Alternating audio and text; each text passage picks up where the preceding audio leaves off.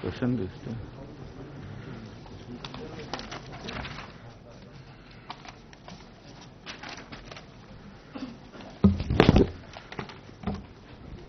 Question number 3486.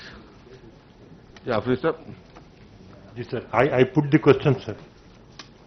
Honorable Minister. Chairman, sir. The answer to question A is no, sir. The answer to question B is no, sir. The answer to question C is does not arise. The answer to question D is statement showing the details of budgets allocated, sanctioned, released and spent by HMDA, HMWSSB, QQSUDA and GHMC are placed on the table of the House, sir. Honorable Member. Ji sir, इसके अंदर जो sir आप start ही लिए हैं no sir से और does not arise से। ऐसा नहीं है सर कि जो जीएचएमसी बजट्स आप अगर 5-6 साल से देख रहे हैं कि जो 2014-15 से अब तक वो जो 2020-21 तक आप अगर ये बजट देख रहे हैं तो इसके अंदर 2-3 चीजें हैं सर कि एक तो आपको स्टेट गवर्नमेंट की तरफ से ग्रांट्स दिए जाते हैं और जो दूसरा ये है कि जो कंपनसेशंस और जो टैक्सेस के अंदर जो शेयर जो उसका वो जो जीएचएमसी का रहने का है वो आप वो देते हैं। तो जो जैसा प्रोफेशन टैक्स है, आपको प्रोफेशन टैक्स में 95% जो आपको प्रोसीड्स आते हैं उसका 95% आप वो जो लोकल बॉडी को देना कि वो जीएचएमसी रहने दीजिए या कोई दूसरा म्युनिसिपैलिटी रहने दीजिए। तो आप वो उसमें जो है आपको 200 करोड़ कलेक्शन हो रहे हैं और आप जीएचएमसी को खाली 10 करोड़ दे रहे हैं। और जो दूसरी जगह ये है सर कि जो जैसा प्रॉपर्टी टैक्स स्टेट गवर्नमेंट के प्रॉपर्टीज के ऊपर और स्टेट पब्लिक सेक्टर अंडरटेकिंग्स के प्रॉपर्टीज के ऊपर आप जो प्रॉपर्टी टैक्स जो 100 करोड़ जो आपको देना है आप उसकी जगह खाली 10 करोड़ दे रहे हैं। और वो जो जैसा जीएसटी के आने के बाद एंटरटेनमेंट टैक्स खत्म होगा, वो जीएसटी सब्सिड्यूम कर ली आपको एंटरटेनमेंट टैक्स। तो पहले एंटरटेनमेंट टैक्स के अंदर 90% कलेक्शंस जो है आपको लोकल बॉडीज को मिलता था, वो भी जीएचएमसी को बंद होगा।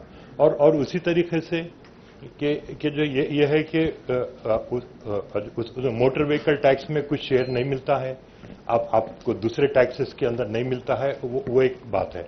और वो जो रिसेंटली जो चीफ मिनिस्टर साहब ये अनाउंसमेंट किए थे कि जितना सेंट्रल फाइनेंस कमीशन से फंड्स आएंगे उसके लिए जो है ये स्टेट फाइनेंस कमीशन की तरफ से भी आपको मैचिंग ग्रांट जो दिया जाएगा। और जो दूसरी चीज है सर कि स्टेट फाइनेंस कमीशन को कॉन्स्टिट्यूट होके 3-4 साल हुए हैं, अब अभी तक उसकी रिपोर्ट जो टेबल नहीं की गई सर। अगर उसकी टेबल रिपोर्ट अगर की गई तो जो उन्होंने क्या रिकमेंड करते हैं कि क्या एडिशनल जो है टैक्सेस जो डिवोल्यूशन जो लोकल बॉडीज को स्टेट टैक्सेस के अंदर होना है वो बता सकते हैं। तो जो ये है सर कि आप अगर बोले तो जीएचएमसी बजट में से मैं बता सकता हूं कि आपको पढ़ के 4-5 साल के अंदर जो कितना स्टेट गवर्नमेंट जो देने के लिए जो है प्रपोज करी और एक्चुअली कितने रिलीजेस हुए। और उसी तरीके से जो ये होना है कि जो जीएचएमसी के जो रेवेन्यूज के जो सोर्सेस है सिर्फ उनको प्रॉपर्टी टैक्स से मैक्सिमम टैक्स आ रहा है सर, और जो दूसरा उनको जो है बिल्डिंग परमिशन से जो रिलेटेड चीजें हैं उससे जो टैक्स आ रहा है। और उनके जितने रेवेन्यूज ये जो है उनके खुद के टैक्सेस से आ रहे हैं वो रेवेन्यूज उनके सैलरीज के लिए और वो मेंटेनेंस के लिए काफी हो रहे हैं। तो उससे हटके कैपिटल वर्क्स जो भी आप टेकअप करना है उसके लिए अगर सेंट्रल गवर्नमेंट और स्टेट गवर्नमेंट से फंड्स अगर नहीं आए तो जीएचएमसी कुछ काम नहीं कर सकती है सर। और ये पिछले ये 6 महीने के अंदर आपको फाइनेंशियल सिचुएशन जो जीएचएमसी का बहुत ज्यादा खराब हो गया है, क्योंकि उनको टाउन प्लानिंग के रिसीट्स भी बहुत कम हो गए हैं और वो प्रॉपर्टी टैक्स जो लोग जो भर नहीं पा रहे हैं क्योंकि उनके मुश्किलात जो बढ़ गए हैं ये कोविड के वजह से, उससे प्रॉपर्टी टैक्स भी जो भर नहीं पा रहे हैं। तो जो ये सूरत हाल में जब वो जीएचएमसी का खुद का पोजीशन ठीक नहीं है, तो स्टेट गवर्नमेंट और सेंट्रल गवर्नमेंट किस तरीके से जो है जो प्रॉमिस्ड फंड्स है उसको अगर रिलीज करे तो वो ठीक रहेगा। तो अब आपको जो बिलखुसूस मैं ये बोलूंगा कि प्रोफेशन टैक्स के आप वो जो भी जितना भी परसेंटेज 90-95% जो जीएचएमसी को देना है आप वो पास ऑन कीजिए।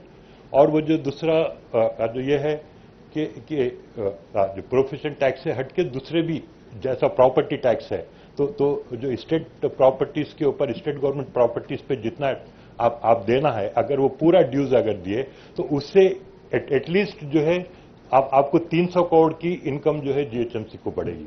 तो जो है अब उनको फिलहाल उनको मेंटेनेंस के लिए पैसे नहीं है, उनको सैलरीज देने के लिए पैसे नहीं है। तो इस सूरत हाल में आप वो क्या कर सकते हैं जीएचएमसी के लिए, और जो है ये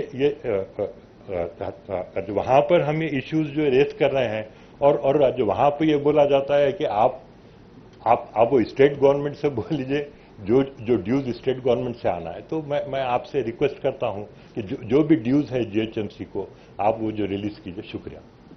रियाज अली। चेयरमैन साहब,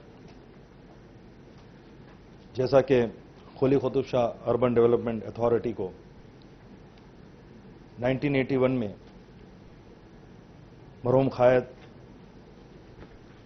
आली जनाब सुल्तान सलाउद्दीन ओवैसी साहब अलैहि रहमाने की नुमाइंदगी पर यह तश्कील दिया गया था, तब से ओल्ड सिटी के डेवलपमेंट के लिए Quli Qutub Shah urban development authority के ज़रिए से कई काम हुए, लेकिन देखा यह जा रहा है कि साबिक़ा 2-3 साल से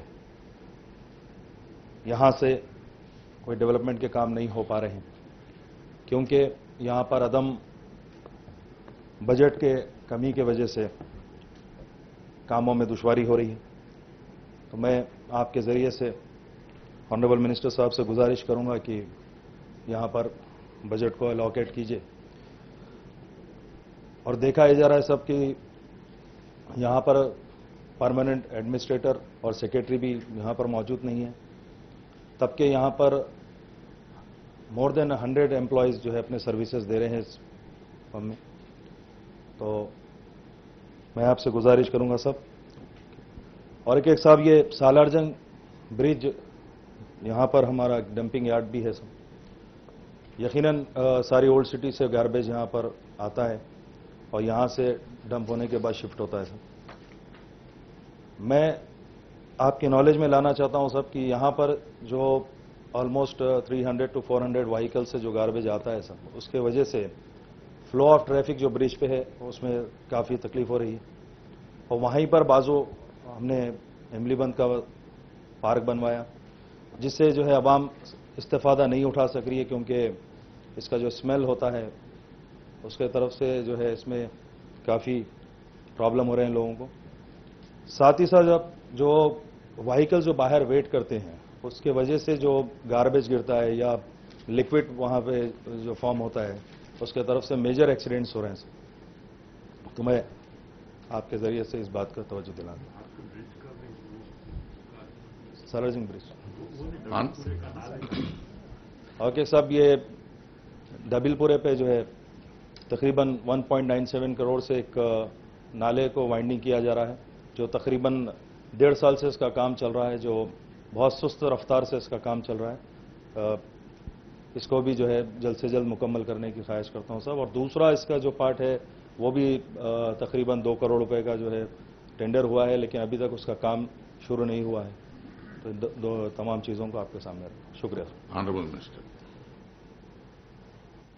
చైర్మన్ సార్, జాఫ్రీ గారు మాట్లాడుతూ మనము ముఖ్యంగా గడిచిన 6 నెలలుగా ఈ కోవిడ్ వల్ల ప్రజలు ఇబ్బంది పడతా ఉన్నారు.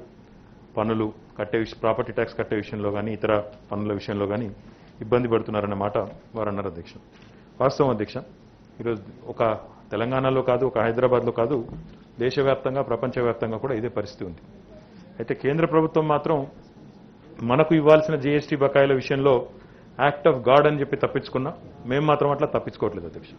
మేము మాత్రం తప్పకుండా కేంద్ర రాష్ట్ర ప్రభుత్వం నుండి హైదరాబాద్ కార్పొరేషన్కి ఇవ్వాల్సిన నిధులు కానీ లేదా ఇతర మున్సిపాలిటీలకు ఇవ్వాల్సిన నిధులు కానీ టంచనుగా ప్రతి నెల 148 కోట్లు ప్రతి నెల ఫైనాన్స్ కమిషన్ గ్రాంట్ ఈరోజు రాష్ట్ర ప్రభుత్వం అన్ని మున్సిపాలిటీలకు కూడా డిపాజిట్ చేస్తున్న విషయాన్ని జాఫ్రీ గారు ఒకసారి గుర్తు చేసుకోవాలని నేను కోరుతా ఉన్నాను అధ్యక్ష. అందులో హైదరాబాద్కి ప్రతి నెల 78 కోట్ల రూపాయలు టంచన్గా వారి ఖాతాలో వేస్తా ఉన్నాం అధ్యక్ష. ఇది తూచా తప్పకుండా గత ఫిబ్రవరి మాసం నుంచి ఎప్పుడైతే పట్టణ ప్రగతి కార్యక్రమం స్టార్ట్ అయిందో అప్పటి నుంచి తూచా తప్పకుండా ఇంత ఇబ్బందుల్లో కూడా కరోనా టైంలో కూడా ఎక్కడా కూడా ఆ మాట తప్పలేదు అధ్యక్ష. రెండోది అధ్యక్ష, వారు ఇంకా పన్నుల విషయంలో కూడా మాట్లాడారు కాబట్టి నేను కూడా ప్రస్తావించాలి అధ్యక్ష. తెలంగాణ ప్రభుత్వం ఏర్పడిన నాటి నుంచి ఈ రోజు వరకు అధ్యక్ష 6 ఏళ్లు దాటిపోయింది అధ్యక్ష. 6 ఏళ్ల 3 నెలలు కాలం. కానీ జాఫ్రీ గారు మీరు గుర్తుపెట్టుకోవాలి, ఈ రోజు వరకు ఒక్క పైసా పన్ను కూడా పెంచలేదు. ఒక్క పైసా ఆస్తి పన్ను పెంచలేదు, ఒక్క పైసా వాటర్ బిల్లు పెంచలేదు. ఇంకా పెంచకపోగా తగ్గించాం అధ్యక్ష. 1200 రూపాయలున్న ప్రాపర్టీ ట్యాక్స్ ఉన్న వాళ్ళందరికీ రేషనలైజ్ చేస్తూ 101 రూపాయలకు తగ్గించిన ఘనత కూడా కేసీఆర్ గారి ప్రభుత్వానికి దక్కుతుంది. సామాన్యులు పేద ప్రజలు నెలకు 100 రూపాయలు ఉన్నదాన్ని తగ్గించి 101 రూపాయలు చేసిన ఘనత కూడా తెలంగాణ ప్రభుత్వానికి కేసీఆర్ గారి ప్రభుత్వానికి దక్కుతుంది. అది కూడా వారు గుర్తుపెట్టుకోవాలి అధ్యక్ష. రెండవది అధ్యక్ష, अरे बिल्कुल आता साहब, उनको क्यों नहीं आता, मेरे को क्या बोलो. अगर जाफरी साहब भी कभी एक बार मेरे से तेलुगु में मुखातिब हुए तो मेरे लिए भी आसानी रहेगी. नहीं फारूक भाई, एक बात है, तेलुगु जो है फर्स्ट ऑफिशियल लैंग्वेज है, उर्दू सेकंड ऑफिशियल लैंग्वेज है. मैं उर्दू बोल सकता हूं, बट जाफरी भाई को भी कभी एक बार तेलुगु में बात करना चाहिए मुझसे. गंगा जमुना तहजीब है यहाँ की, तो बात तो करना चाहिए दोनों भी लैंग्वेज में. मेरी गुजारिश आपसे ये है, आप ये बात समझने की कोशिश करें कि आज ना सिर्फ हमने कुछ बढ़ाया पिछले 6 सालों में, बल्कि हमने बहुत सारी चीजों में, चाहे वो वाटर टैक्स हो, वाटर टैक्स को भी हमने आज पूरी तरह से उसको काबू में लाते हुए 1 रुपया पे नल देने की एक प्लान भी हमने किया. और सारे रियासत में, आज तेलंगाना सारे राज्य में, सारे रियासत में कहीं भी आप जाइए, कोई म्यूनसिपालिटी में 1 रुपये पे आपको नल कनेक्शन मिलेगी, ना सिर्फ हैदराबाद में. तो इसके अलावा भी आपने जो जिक्र किया हमारे profession tax, stamp duty, surcharge और एंटरटेनमेंट टैक्स, आप सही बात आपने कहा कि इसमें जो शेयर हमारी तरफ से देना चाहिए वो हमने दिया नहीं, वो सही बात है. बट वो इसलिए नहीं दिया क्योंकि फाइनेंस कमीशन की ग्रांट जो है अभी रेगुलरली रिलीज हो रही है. But I understand they are not mutually exclusive. I completely take your point sir, will certainly look into it. The other thing I also wanted to point out, 2014 से लेकर आज तक अगर आप एक बार देखेंगे, पूरा शीट आपको दिया गया, इसमें आज तक बजट रिलीज किया गया 7,700 करोड़ से ऊपर बजट रिलीज किया गया और उसमें से खर्च भी किया गया 7,200 करोड़ से ज्यादा. ये केवल बजटरी एलोकेशन है. आउट ऑफ बजट भी हमने कई सारे मदद जीएचएमसी को हमने किया. जैसा जीएचएमसी में आपने देखा होगा एसआरडीपी प्रोग्राम आज एक म्युनिसिपल बॉन्ड लेके वो भी चला रही है. और उसके अलावा सीआरएमपी और एचआरडीसीएल में भी रुपी टर्म लोन जो है एडिशनल गारंटी गवर्नमेंट देते हुए आज 1800 करोड़ से ज्यादा रुपया गवर्नमेंट आउट ऑफ बजट भी खर्च कर रही है. तो ऐसा नहीं है कि जो बजट में आपको दिख रहा है वही हम लोग खर्च कर रहे हैं. इसके अलावा भी बहुत सारा खर्च किया जा रहा है. इसके अलावा भी बहुत सारा आज पैसा हैदराबाद पे स्पेंड किया जा रहा है. आज इनफैक्ट असेंबली में इस पे डिस्कशन है, इसलिए मैं आपको बोल पाऊंगा जाफरी साहब, कुल मिला के पिछले 6 सालों में जब से तेलंगाना राज्य बनी है, तेलंगाना रियासत बनी है, आज तक ఈ రోజు వరకు అధ్యక్ష తెలంగాణ రాష్ట్రం ఏర్పడ్డ నాటి నుంచి ఈ రోజు వరకు హైదరాబాద్ మహానగరం మీద తెలంగాణ ప్రభుత్వం కేవలం క్యాపిటల్ ఎక్స్పెండిచర్ అధ్యక్ష, I'm only coating capital expenditure 67,000 కోట్ల రూపాయలు ఖర్చు పెట్టిన విషయాన్ని జాఫ్రీ గారు గుర్తుపెట్టుకోవాలని చెప్పి నేను కోరుతా ఉన్నాను. ఇందులో జీహెచ్ఎంసీ ఖర్చు ఉంది, హెచ్ఎండిఏ ఖర్చు ఉంది, ఎస్పీడీసీఎల్ పెట్టిన ఖర్చు ఉంది. రకరకాల రూపాల్లో ప్రభుత్వం హైదరాబాద్ మహానగరాన్ని ఒక విశ్వనగరంగా చేయడానికి 67,000 కోట్ల రూపాయలు క్యాపిటల్ ఎక్స్పెండిచర్ అధ్యక్ష. రెవెన్యూ ఎక్స్పెండిచర్ కూడా కలుపుకుంటే 1,00,000 కోట్లు దాటిపోతుంది అధ్యక్ష.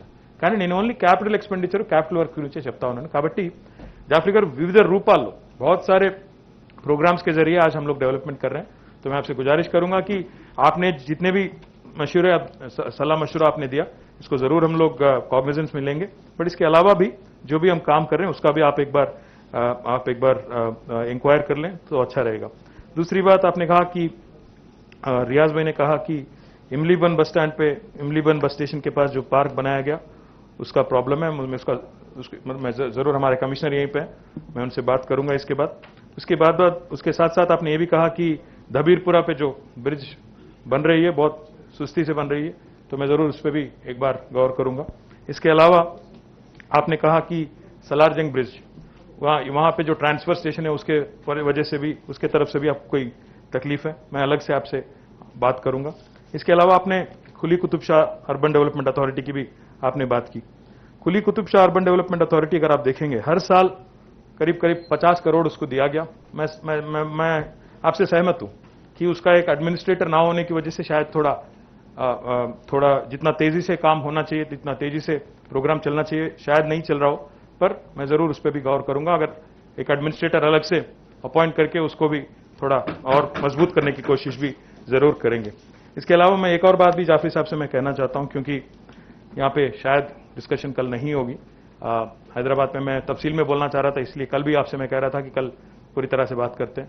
मैं एक बात आपको यकीन के साथ, एक बात पूरी विश्वास के साथ बोल सकता हूं, जितना काम पिछले 6 सालों में, खासकर लॉकडाउन टाइम पे भी जितना काम यहाँ पे हुआ है, चाहे वो रोड्स का हो, पानी का हो, चाहे कोई और सहूलत का भी हो, शायद ही कभी हैदराबाद के हिस्ट्री में, इतिहास में इतना काम नहीं हुआ पिछले 6 साल में जितना हुआ। तो मैं उम्मीद करता हूं, यकीन करता हूं, जिस तरह से आप हमेशा एक फ्रेंडली गाइड बन के आप और आपकी पार्टी हमें सलाह मशवरा देते आई है, वही फ्रेंडशिप और वही सलाह मशवरा आगे भी आप देंगे। मैं ఈరోజు నెంబర్ 1 అని కూడా ఒక హైదరాబాద్ ఉన్న మొత్తం 34 నగరాల్లో ఇంకా చెప్పాలంటే చాలా ఉన్నాయి అట్లాంటి కితాబులు. But we are doing our best Jafri saab. I hope and I request that you understand that with in all the limitations of COVID we are operating it our best and we are doing our best to improve the infrastructure in Hyderabad. Thank you. Rajeshwara Rao గారు. ఈరోజు municipal minister గారు greater Hyderabad గురించి మాట్లాడుతూ ఎన్నో development చేస్తా ఉన్నారు. హైదరాబాద్ సుందర నగరంగా తీర్చబడుతుంది మంత్రి గారు చెప్పారు. మీతో నేను ఒకటి రిక్వెస్ట్ చేస్తున్నాను. ఔటర్ రింగ్ రోడ్లో రెస్టారెంట్ లేక చాలా ఇబ్బంది అవుతుంది. అంటే డైలీ నంబర్ ఆఫ్ టౌన్ చాలా పెరిగిపోతుంది కాబట్టి ఔటర్ రింగ్ రోడ్లో అసలు ఆలోచన ఉన్నదా? నేను కూడా పర్సనల్ రిక్వెస్ట్ చేస్తున్నా. ఔటర్ రింగ్ రోడ్లో అక్కడక్కడ కొన్ని రెస్టారెంట్లు పెడితే బాగుంటుంది.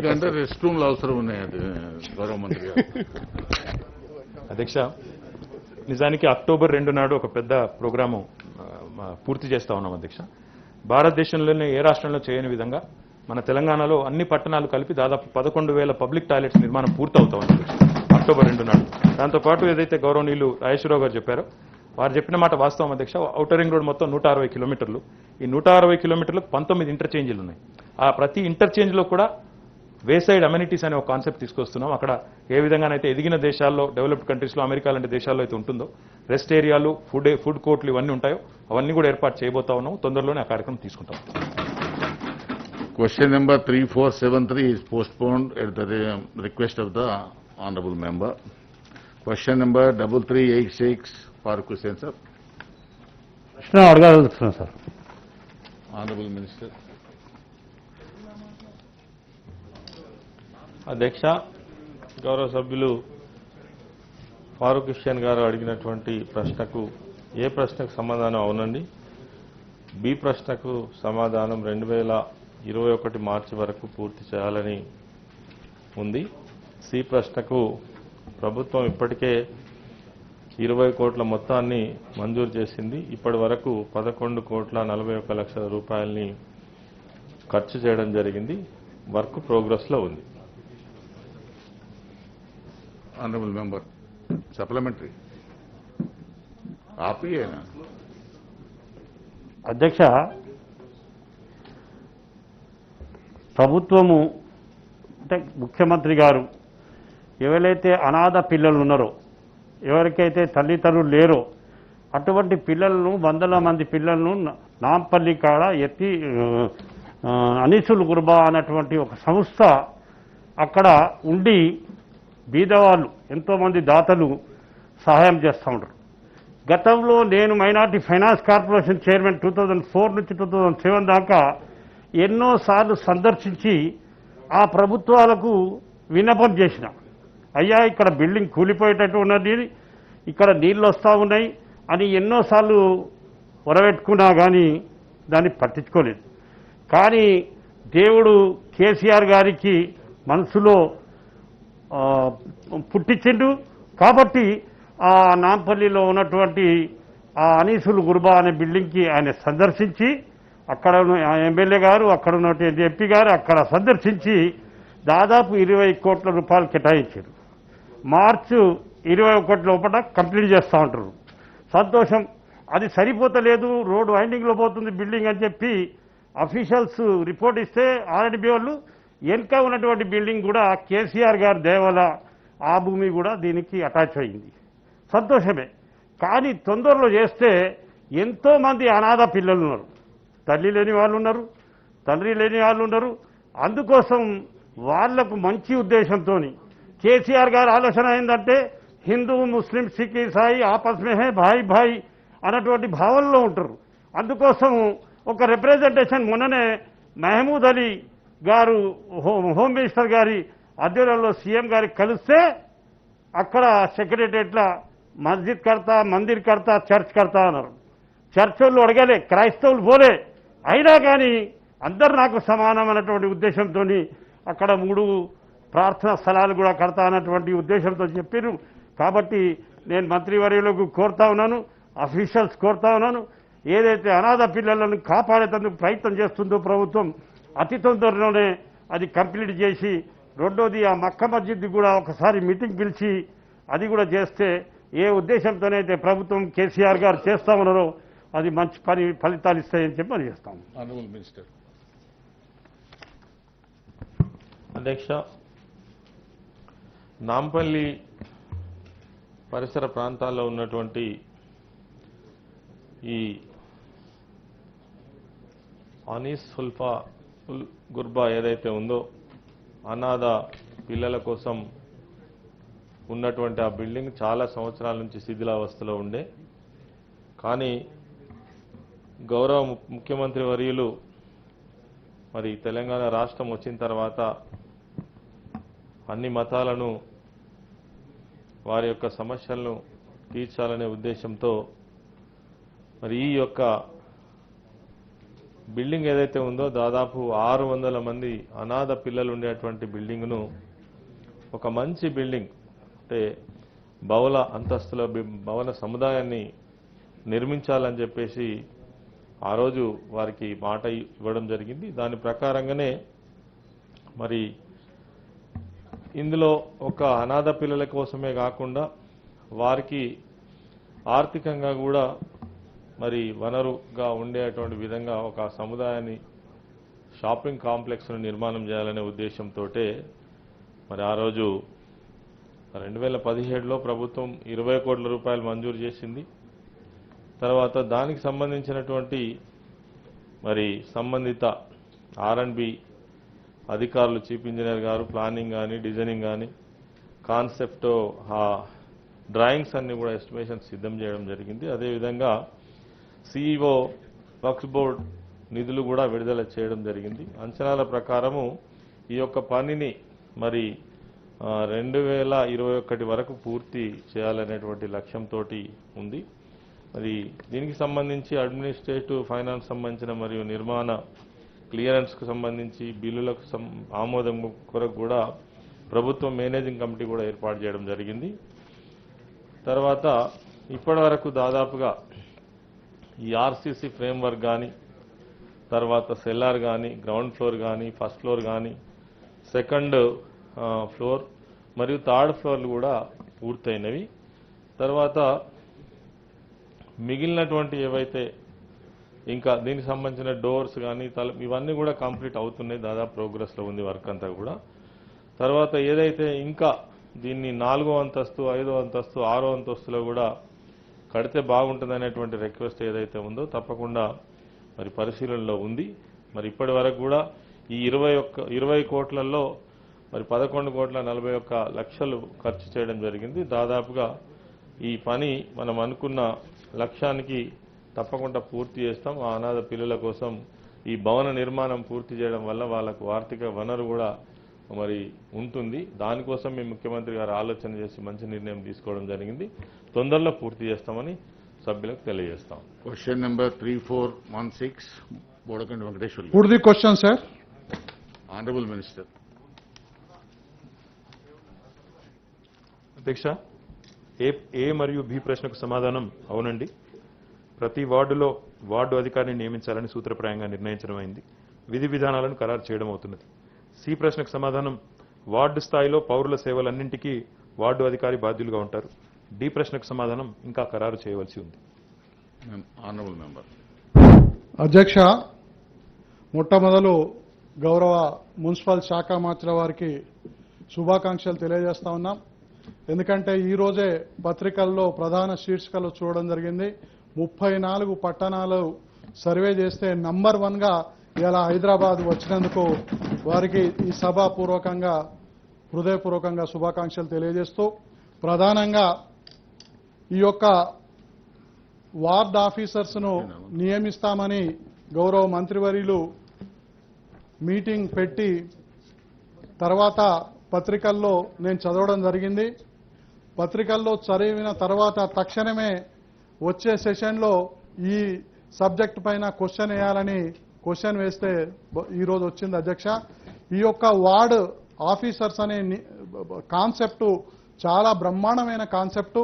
ఎందుకంటే ఇవాళ ఎలాంటి అరమరికలు లేకుండా ఏ విషయాన్నైనా కూడా ఇటు పౌరులకు అటు పురపాలనకు అనుసంధానంగా చేస్తామనే విషయాన్ని నేను చదవడం జరిగింది. ఆ రకంగా అంత గొప్పగా ఈ యొక్క కార్యక్రమం వీళ్ళకి బాధ్యతలు చేసినప్పుడు మనం హైదరాబాద్ను కూడా ఇవాళ వరల్డ్ క్లాస్ సిటీగా విశ్వనగరంగా మనం అభివృద్ధి చేసుకుంటున్నాం. గత గౌరవ ముఖ్యమంత్రి గారి నాయకత్వంలో 6 సంవత్సరాల నుంచి ఇవాళ రూపురేఖలే మారిపోయినట్టు, ఇవాళ గచ్చిబౌలి అటు సైడ్ పోతే అమెరికాలో ఉన్నామా అనే రీతిలో ఇవాళ అభివృద్ధి కార్యక్రమాలు జరుగుతూ ఉన్నాయి. ఎక్కడ రిసిషన్ వచ్చినా కూడా ఇప్పటికి కూడా ఈ హైదరాబాద్లో రిసిషన్ లేకుండా పనులు జరుగుతూ ఉన్నాయి. అదే రకంగా కోవిడ్ కారణంగా గత సమావేశాల్లోనే మనము 16కు మనం మనము వైండప్ చేసుకోవడం జరిగింది. ఆ రకంగా అప్పటి నుంచి ఇప్పటి వరకు కరోనా ఎఫెక్ట్ ఉన్నా కూడా మన హైదరాబాద్ నగరంలో బ్రహ్మాండంగా అభివృద్ధి కార్యక్రమాలు. ఇవాళ స్టీల్ బ్రిడ్జ్ అయితే ఖైరతాబాద్లో బంజారా హిల్స్లో 45 డేస్లో రోజు మేము అదే దారి గుండా వస్తాం. 45 రోజుల్లో బ్రిడ్జ్ కంప్లీట్ చేసుకోవడం జరిగింది. అంటే ఇలాంటి గొప్ప కార్యక్రమాలు చేసి ఇవాళ హైదరాబాద్ నగరాన్ని ఒక విశ్వ నగరంగా తీర్చిదిద్దుకుంటూ ఈ యొక్క వార్డ్స్ ఆఫీసర్స్ అనే కాన్సెప్ట్ కూడా ఒక మంచి కాన్సెప్ట్ తోని వస్తున్నందుకు వీరి మీద కూడా చాలా బాధ్యతలు ఉన్నాయి. ఎందుకంటే ఇవాళ అన్ని పవర్స్ వాళ్ళను మంచిగా అభివృద్ధి చెందాలంటే ఇటు పౌరులకు అటు పరిపాలనకు వీళ్ళే అనుసంధానకర్తలుగా ఉన్నప్పుడు వాళ్ళ మీద కూడా బాధ్యతలు ఉన్నాయి. నిన్ననే మన డిస్కషన్లో గౌరవ మంత్రివర్యులు సభ్యులు కూడా మాట్లాడడం జరిగింది.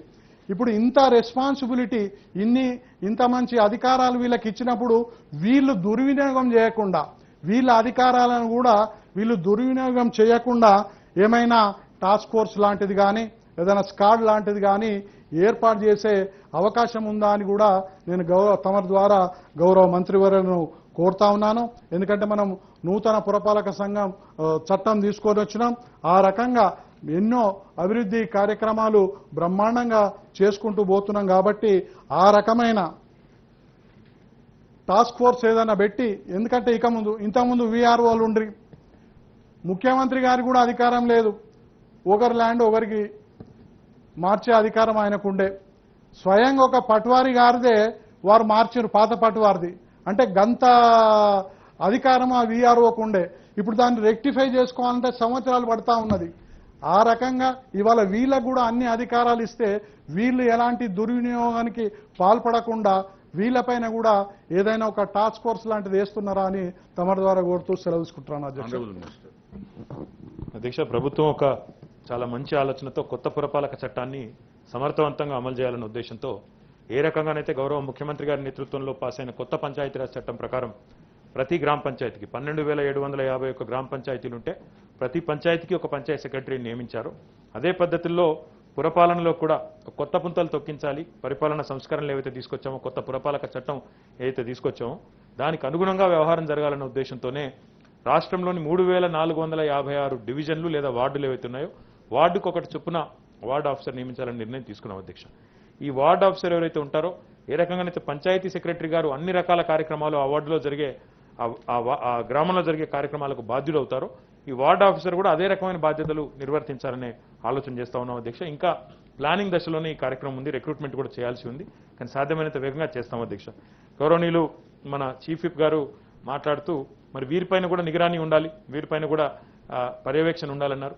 తప్పకుండా అది మంచి సూచన అధ్యక్ష. ఎందుకంటే వారికి విధులు నిర్వచించడంతో పాటు వారి బాధ్యతలు విస్మరిస్తే ఏం జరుగుతుంది అనేది కూడా మరి వారికి ప్రాథమికంగా ఇచ్చే డ్యూటీలోనే ఇస్తే బాగుంటుందని వారి సూచన, మంచి సూచన.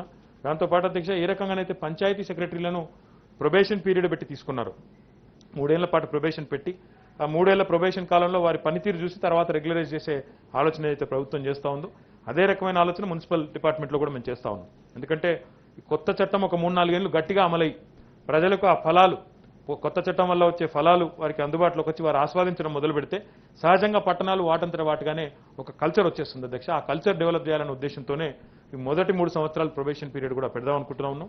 కాబట్టి వారు చేసిన ఈ విలువైన సూచనలన్నింటినీ కూడా తప్పకుండా పరిగణలో తీసుకుంటాం అధ్యక్ష. వారితో పాటు మనం వార్డ్ ఆఫీసెస్ కూడా పెడదాం అనుకుంటా ఉన్నాం అధ్యక్ష. మరి వార్డ్ ఆఫీసర్లే కాదు, వార్డ్ ఆఫీస్ పెట్టి అక్కడే గౌరవ కౌన్సిలర్ గారు లేదా కార్పొరేటర్ గారు వారితో పాటు కలిసిమెలిసి పనిచేసే విధంగా చూస్తాం అధ్యక్ష. వారితో పాటు ఇందాక నేను చెప్పినట్టు ఈ ప్రొబేషన్ కూడా పెడతాం అధ్యక్ష. వారితో పాటు ఎక్కడైనా మిస్అప్రాప్రియేషన్ కానీ ఇంకోటి కానీ జరిగితే వారిని సర్వీస్ నుంచి తొలగించే అవకాశం కూడా ఉంది అధ్యక్ష. దీంతో పాటు జిల్లా లెవెల్లో ఫ్లయింగ్ స్క్వాడ్స్ అనే ఆలోచన టీఎస్బీ పాస్ యాక్ట్లో నిన్నే చెప్పాం అధ్యక్ష. అవసరమైతే దానికి కూడా దీనికి అనుసంధానం చేసే ఆలోచన కూడా చేస్తాం అధ్యక్ష. నర్సిరెడ్డి గారు. అధ్యక్ష, అవకాశం ఇచ్చినందుకు కృతజ్ఞతలు. హైదరాబాద్ నగరంలో పశ్చిమ భాగము అభివృద్ధి చెందినంతగా అటు దక్షిణం ఉత్తరం కూడా పర్వాలేదు.